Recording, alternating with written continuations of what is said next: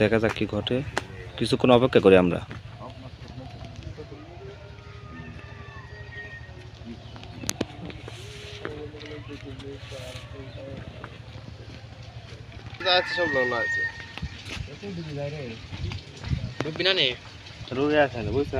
রুই না, এই যে শুরু হয়ে গেল।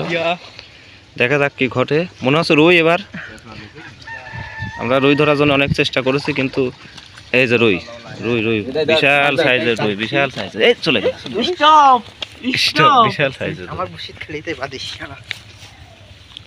হাফ কেজি হবে ভাই? একটু কম হবে, 800 গ্রাম আছে। 800 গ্রাম? 800 গ্রাম মানে কেজির কাছাকাছি।